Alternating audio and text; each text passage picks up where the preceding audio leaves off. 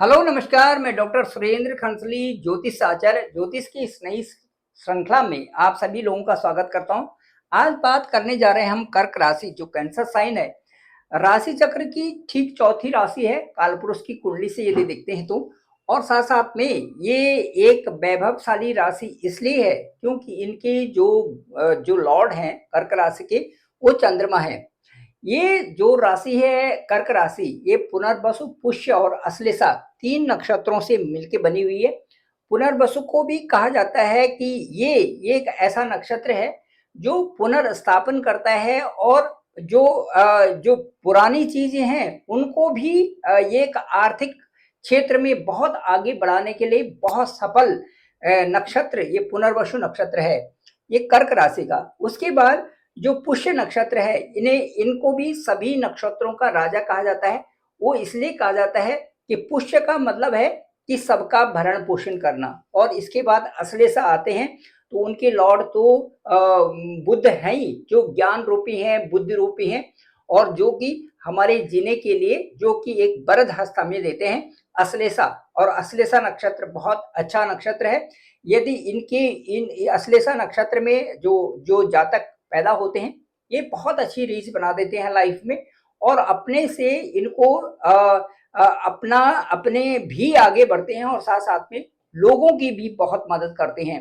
तो कहा जाए तो ये जो कर्क राशि है ये संपूर्ण रूप से एक अच्छी राशि है और आगे बढ़ने वाली राशि है, दूसरों का भी कल्याण करने वाली राशि है। शुरू करते हैं। कर्क राशि में यदि सबसे पहले सूर्य को देखें तो सूर्य का जो गोचर है वो सेकेंड हाउस में है। सेकेंड हाउस सूर्य का ही होता है। यदि कर्क लग्न और कर्क राशि से हम शुरू करते हैं तो जो सेकेंड हाउस है ये सूर्य का ही अपना हाउस है।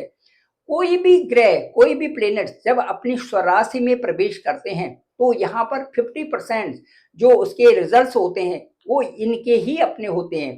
तो कह सकते हैं कि जो सेकेंड हाउस है ये धन का हाउस है। सेकेंड हाउस आपका धन, कुटुंब और वाणी का है। इस हाउस में आपके साथ में परेशानी नहीं आएगी, ये तो पक्का है। कहने का मतलब आर्थिक क्षेत्र में परेशानी आपको नहीं आ सकती। वो किसी भी तरह से आप चल रहे हैं लेकिन कहीं ना कहीं से आपके पास पैसा आएगा और आपका समय फिर भी बैलेंस्ड बने रहे, बैलेंस ही बना रहेगा। इसके साथ साथ में एक जो वहां पर कमी है वो ये है कि सेकेंड हाउस में सूर्य के साथ में केतु हैं। केतु और राहु ये चंद्रमा और सूर्य इन दोनों के साथ में ग्रहण बनाते हैं। ग्रहण का मतलब है कि जैसे कि आकाश में जब सूर्य आते हैं तो सूर्य का पृथ्वी पर किरणें न आना, इसका प्रभाव कहां से होता है? क्योंकि जो बादल होते हैं, बादल चारों तरफ ऐसे लग जाते हैं कि सूर्य की किरण पृथ्वी पर नहीं दिखाई देती। उसी तरह से जो राहु और केतु हैं ये भी उस राशि से संबंधित और उस प्रोग्रेस को जरूर कम करते हैं। तो ये कर्क राशि वालों के लिए जो ये समय चल रहा है अभी, इसमें जब तक सूर्य यहाँ से हटते हैं तब तक जो 17 जो सितंबर 2025 है यहाँ तक इनके साथ में बहुत संघर्ष चल रहा है, बहुत मेहनत कर रहे हैं आप। और ये मेहनत आपकी जो मिड सितंबर के बाद आपकी मेहनत साफ साफ दिखाई देगी और उसमें आपका जो परिणाम होगा वो आपके ही फेवर में जाने वाला है। अब यहाँ पर केतु सूर्य के साथ में है और केतु सूर्य के साथ में जब भी होते हैं यहाँ पर आर्थिक परेशानी जरूर दिखाते हैं। कोई भी प्लेनेट हो राहु और केतु के साथ में वहां पर उनकी गति से संबंधित उनके प्रभाव कम ही होते हैं। इसी तरह से जो सेकंड जो हाउस है, हालांकि यहाँ पर स्वराशि के अपनी ही राशि में सूर्य बैठे हुए हैं, इसमें कोई संदेह नहीं कि आपका जो लग्न है, आपका जो जो आप लगन से जो पढ़ाई कर रहे हैं, आपका जो डिवोशन है वो ठीक है, आपके एफर्ट्स हैं वो ठीक है, एफर्ट्स के साथ में आप लगे हुए हैं तो सफलता तो नजदीक आपको स्पष्ट रूप से दिखाई दे रही है, इसमें कोई संदेह की बात नहीं है।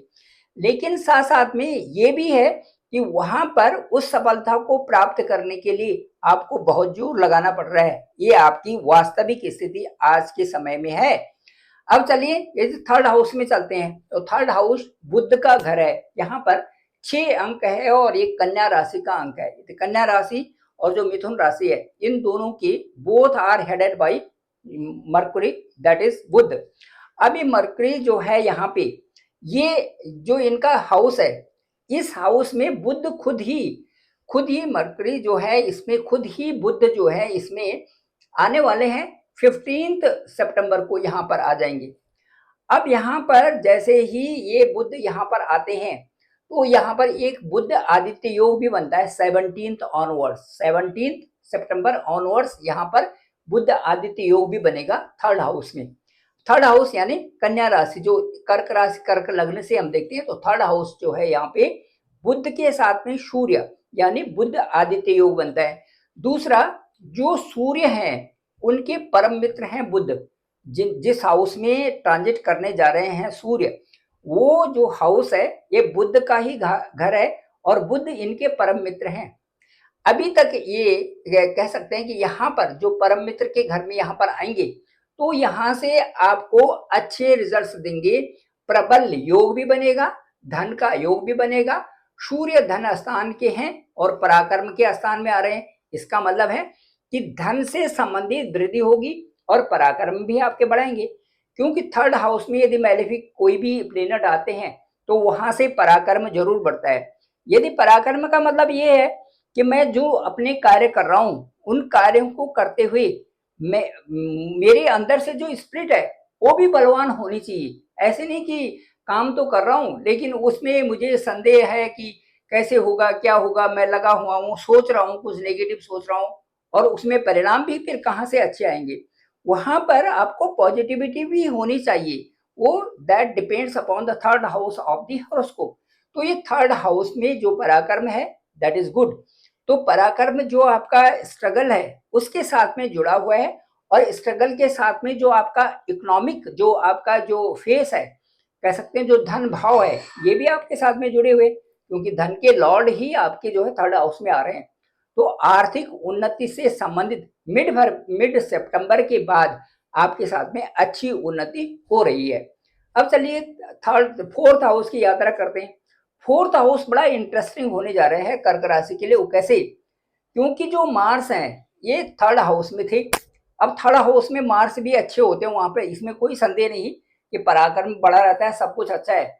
लेकिन यदि कोई भी प्लेनेट शत्रु राशि में जाते हैं तो शत्रु राशि हाउस तो ठीक है, लेकिन यदि वहां पर शत्रु राशि है तो अपने जो उनके एफर्ट्स होते हैं या अपने जो रिजल्ट्स उनको देने होते हैं जातक को, वो नहीं दे पाते, उतने स्पष्ट तरीके से नहीं दे पाते। तो मंगल यहाँ पर जो 45 डेज के लिए आपके ठीक थर्ड हाउस में थी, बहुत अच्छे रिजल्ट्स आपके साथ में नहीं आ रहे थे, वो रिजल्ट्स अब आना शुरू होंगे 13 सितंबर onwards. Is because of that it is going to transit in fourth house, and that is fourth house is very good for Mars. It is because of that Mars is aspecting 10th house also, यहाँ से सीधे 10th house को भी aspect कर रहे हैं, जो कि बहुत बेहतरी की स्थिति है। बेहतरी इसलिए कि 10th हाउस आपका कर्म क्षेत्र है, जहां पर आप काम कर रहे हैं, आपकी नौकरी भी है, आपकी आर्थिक उन्नति भी है और साथ साथ में जो व्यापारिक उन्नति भी आपकी यहाँ पर है।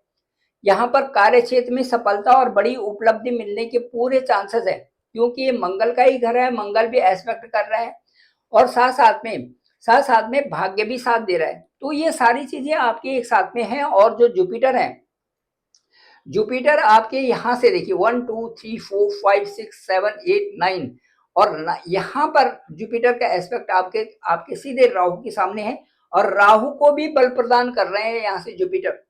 क्यों, कैसे, किस तरह से, ये मैं अभी आगे आगे बताता हूं आपको। तो मंगल जो आपके फोर्थ हाउस में आएंगे वो दृष्टि डाल रहे हैं 10th हाउस पे, और 10th हाउस पे मंगल की दृष्टि, सूर्य की दृष्टि अच्छी होती है। इससे कहा जाता है कि यहाँ पर यदि मंगल और सूर्य यदि 10th हाउस में होते हैं साउथ डायरेक्शन में, तो यहाँ पर तेजी से आप उन्नति करते हैं। और क्योंकि ये साउथ डायरेक्शन है और साउथ डायरेक्शन में मंगल भी अच्छे है, तो यहाँ पर सूर्य की स्थिति भी अच्छी है। तो यहाँ पर एस्पेक्ट करेंगे अपने ही कर्म क्षेत्र में, मंगल देखेंगे आपके फोर्थ हाउस से और ये सीधे सप्तम दृष्टि होगी, सप्तम मतलब डायरेक्ट सामने। तो यहाँ से 1 2 3 4 5 6 7 ये देखिए सीधे वहीं पर है, तो सीधे 7th एस्पेक्ट है। तो 7th aspect directly impact on that particular house.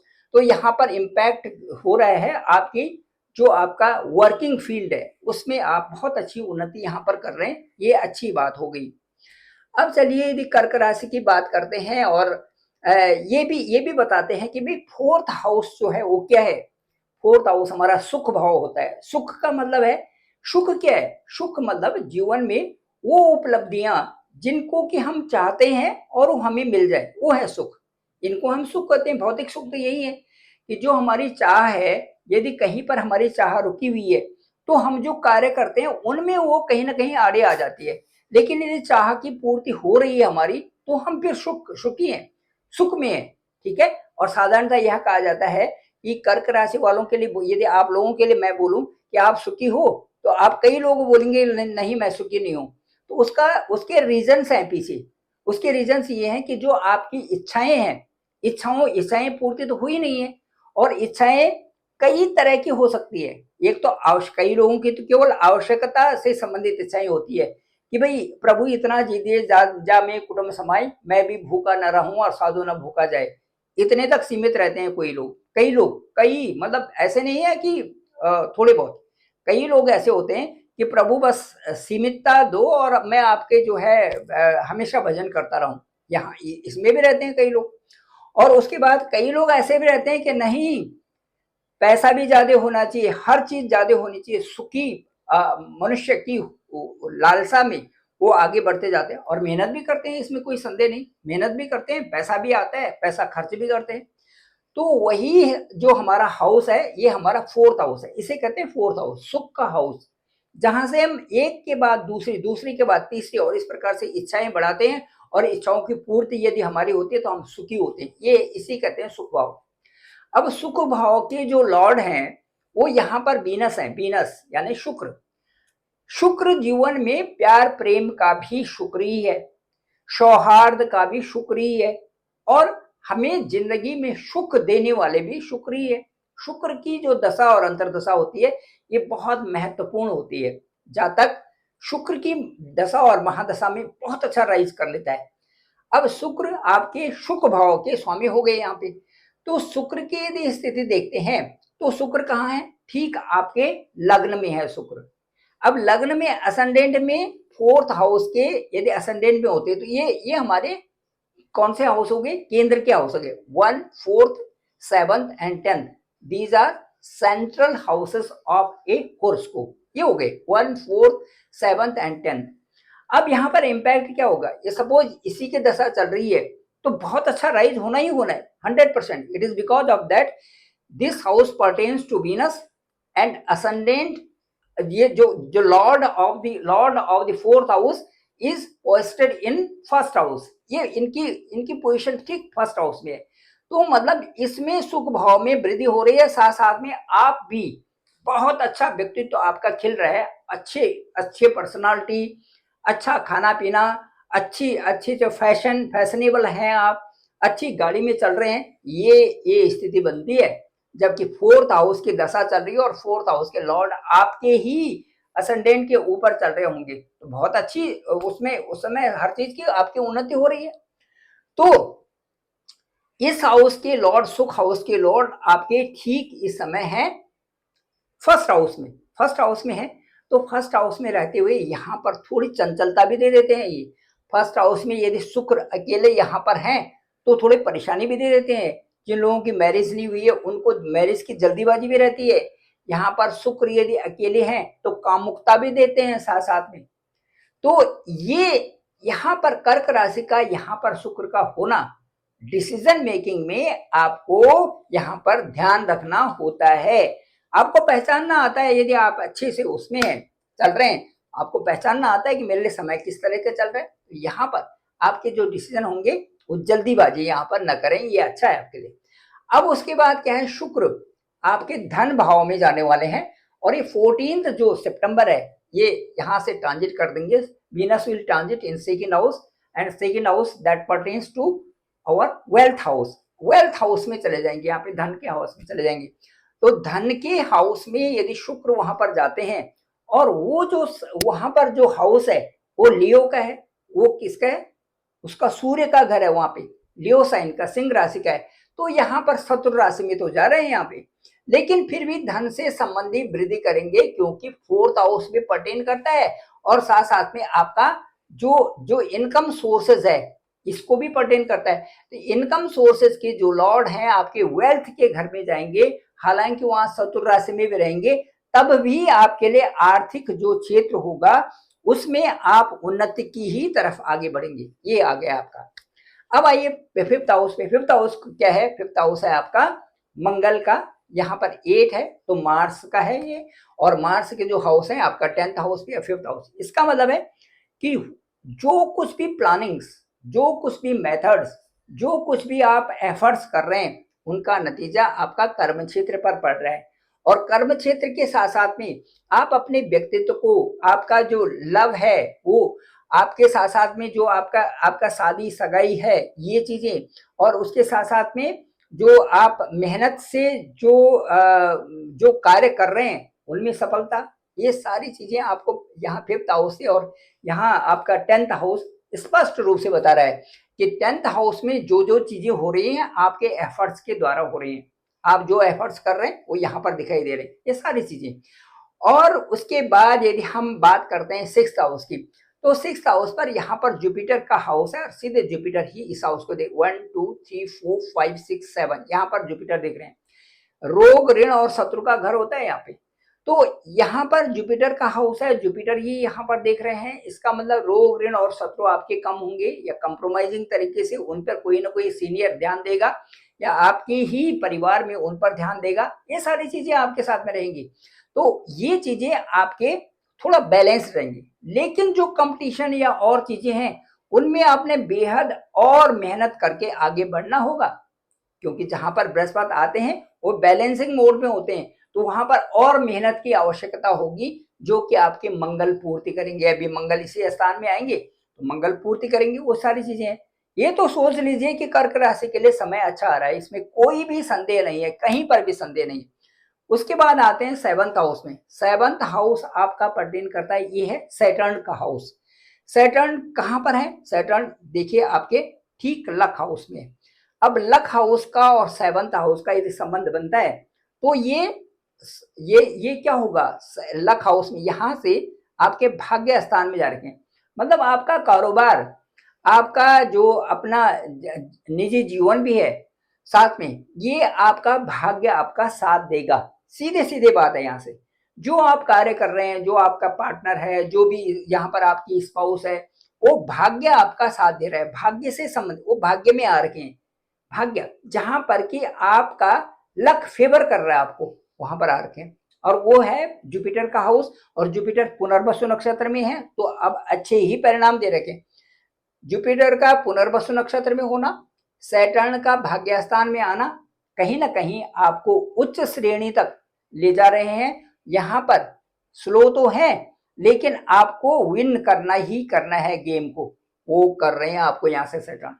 तो ये 7th हाउस। 8th हाउस की बात करते हैं तो 8th हाउस में मैलेफिक थोड़ा ठीक नहीं लगता। यहाँ पर यदि शनि भी होते हैं तो भी ध्यान रखना पड़ता है। और लेकिन यहाँ पर आयु, शनि के होने से आयु ज्यादा ठीक ठाक होती है। यहाँ पर देखो 11 स्थान है, 11 स्थान के लॉर्ड क्या है? शनि। इसका मतलब लॉन्गिविटी तो है, इसमें आयु तो आपकी काफी लंबी है आयु। लेकिन साथ साथ में ये ट्रांजिट जो यहाँ पर राहु का ट्रांजिट है, और राहु का ट्रांजिट यहाँ पर अब 1.5 साल के लिए होता है। अब ये 18 मई से तो है, अब देख लीजिए 18 मई से और अब तक कितना टाइम हुआ, इसके बाद और काउंट कर लीजिए, पूरा एक 1.5 साल हो गया। 1.5 साल की जो अवधि है ये छठे, ये 8th हाउस में यहाँ पर रहेंगे। अष्टम हाउस यदि वहां पर राहु का है तो थोड़ा हाथ पांव से संबंधित यहाँ पर ये प्रॉब्लम्स देते हैं, थोड़ा डिप्रेशन भी देते हैं, और थोड़ा ये काम का ज्यादा प्रेशर रहता है। 8th हाउस से संबंधित काम ज्यादा प्रेशर रहता है। यदि आप जो भी काम कर रहे हैं या आप जॉब के लिए जो ट्राई कर रहे हैं या जो आप व्यापार क्षेत्र में जो कर रहे हैं, मेहनत ज्यादा है। ये सारी सारी ये यहाँ पर चल रहा है। साथ साथ में थोड़ी सी कई सारी चीजों से संबंधित थोड़ा सा कंफ्यूजन भी बनता है, थोड़ा ये भी बनता है कि यार ये कार्य जल्दी हो जाता है इस तरह से। तो इनकी जो जो यहाँ से एस्पेक्ट है राहु की, वो राहु वही होते हैं जो कि बृहस्पति बृहस्पति के होते हैं। 1 2 3 4 5, ये देखिए विदेश के स्थान में विदेशों से संबंधित जो लोग हैं वहां पर जुपिटर भी है, ये लाभ होना वहां पर स्वाभाविक है, 100% है। विदेश में जो कर्क राशि के लोग होते हैं उनके साथ में बड़े अच्छे रिजल्ट्स आ रहे हैं, चाहे वो इन्वेस्टमेंट से संबंधित हो, व्यापार से संबंधित हो, विदेशों में काम करने से संबंधित हो, विदेशों से संबंधित नौकरी से संबंधित हो, स्थान परिवर्तन से संबंधित हो, यहाँ पर स्थान परिवर्तन से संबंधित हो, नौकरी से संबंधित हो, व्यवसाय से संबंधित हो, ये सारे चेंजेस आपके साथ में अब आ रहे हैं। और ये जो आपके ये जो 4 महीने हैं इनमें तो हो गए और अगले साल तो आपका ही है, इसलिए आपका है कि यहीं पर रहेंगे जुपिटर नेक्स्ट ईयर में। और जुपिटर के तो प्रत्यक्ष स्वामी जो आपकी राशि के जो लॉर्ड हैं वो तो परम मित्र इनके हैं ही, तो वहां से 1, 5, 9 का रास्ता भी खुलता है, पूरी कुंडली खुल जाती है वहां से। तो क्योंकि कहते हैं कि जुपिटर जब भी आपके लग्न में आते हैं तो 1.25 लाख दोष कुंडली के वैसे ही पूरे हो जाते हैं। इसका मतलब ये अभिप्राय ये है कि जो भी कार्य रुकी हुए हैं सबने पूरा होना ही है यहाँ पर जुपिटर के यहाँ पर आने से। तो ये सारी चीजें आपके साथ में मुख्यतः बहुत अच्छी बन रखी है। मैंने आपको लक हाउस का भी बता दिया, आपका 10th हाउस का बता दिया, आपका जो लाभ स्थान का भी बता दिया कि शुक्र की स्थिति अच्छी होने से आर्थिक समस्याएं दूर होंगी और अच्छी प्रोग्रेस पर आप लगे हुए हैं, क्योंकि शुक्र इस समय आपका लग्न में है, उसके बाद 2nd हाउस में रहेंगे, जो कि एक अच्छा ट्रांजिट इस समय समझा जा रहा है। और 12th हाउस से संबंधित मैंने अभी आपको बोला कि यहाँ पर आपके बिग इन्वेस्टमेंट है, यहाँ पर अच्छा कारोबार है, परिवर्तन भी है, नौकरी भी है और विदेशों से संबंधित आपकी बहुत अच्छी इनकम भी होगी, आर्थिक उन्नति आपके साथ में संभव है। क्योंकि जुपिटर जब भी 12th हाउस में होते हैं तो वहां पर कमाई भी होगी और कमाई का जो आप खर्चा भी कर रहे होंगे, लेकिन खर्चा आप अपने लोगों के लिए कर रहे होंगे, वहां पर आपको पता है कि मुझे कहाँ खर्चा करना है कहाँ नहीं करना है। ये है जुपिटर का कमाल 12th हाउस में। तो ये सारी चीजें आपके साथ में है, बस डाइट अच्छी होनी चाहिए और अपना अच्छा सही ढंग से आगे रहें। कर्क राशि वालों के लिए शिव की स्तुति करना जरूरी है, साथ साथ में हनुमान चालीसा भी पढ़े, ये भी बहुत बढ़िया है, नित्य पाठ करें तो बहुत अच्छी बात होगी। ये इसका प्रभाव इसलिए होता है, जैसे हम शिव की बात कर रहे हैं कि शिव चालीसा पढ़ें या शिव को रोज अभिषेक करें, इसलिए इसका इम्पैक्ट बहुत ज्यादा इसलिए हो रहा है क्योंकि करोड़ों लोग लगे हुए हैं शिव उपासना में, करोड़ों लोग लगे हुए हैं, क्योंकि वो जानते हैं कि निराकार ओंकार मूलम तुरीयम गिरा ज्ञान गोतीदमीशम गिरीशम, वो चीज वो शक्ति है जो कि निराकार है और जो कि बहुत एक पॉजिटिविटी देती है। तो उसको कई करोड़ों लोग लगे हुए हैं, तो इसलिए शिव की आराधना करने में या शिव का अभिषेक करने में, मंदिर में जाने सोमवार को गए, ये बहुत अच्छा है कर्क राशि के लिए सोमवार को अभिषेक करना। और साथ साथ में इसके साथ साथ में हनुमान चालीसा जैसे डेली पढ़, हनुमान चालीसा भी करोड़ों लोग पढ़ रहे हैं, तो उसे एक पॉजिटिविटी आती है, अपने लिए पॉजिटिविटी केवल सेल्फ के लिए आ रही है, बहुत अच्छी बात है। इसके साथ साथ में मैं ये कहना चाहूंगा कि किसी भी धर्म के लोग हों वो अपने अपने इष्ट से संबंधित जप करते रहें, सबसे द बेस्ट है, वो हमें सही रास्ते पर ले जाता है। और कंटिन्यू जब हम चांट करते हैं तो उससे क्या होता है कि एक अच्छा प्रभाव हमारे ऊपर बना रहता है, जो हमें एक अच्छा सा कंट्रोल करता है, लगता है कि जैसे अपनी आत्मा तो अपने साथ में है ही, साथ में ईश्वर भी चल रहे हैं। तो ये सारी चीजें भक्ति भाव भी रहता है और आप बहुत अच्छी रीच बनाते हुए आगे बढ़ते हैं। ठीक है ना जी, थैंक यू वेरी मच, आप सभी लोगों का बहुत बहुत आभार, आप सभी लोगों का बहुत बहुत धन्यवाद। डिस्क्रिप्शन पे नंबर है 9868280191 और मेरा चैनल है डॉक्टर सुरेंद्र खंसली। आप जरूर लाइक शेयर और सब्सक्राइब करें, सभी लोगों के बीच कमेंट्स जरूर करें, बताइए कि जो 15 सितंबर के बाद और स्पेशली जो 22 जो आ रहा है, नवरात्र आ रहा है, उसके बाद आपकी दिनचर्या में और आर्थिक स्थिति में कितनी जो है प्रोग्रेस हुई, कितना बदलता हुआ स्वरूप आपके लिए आ रहा है। आप सभी का धन्यवाद, आप सभी का बहुत बहुत आभार।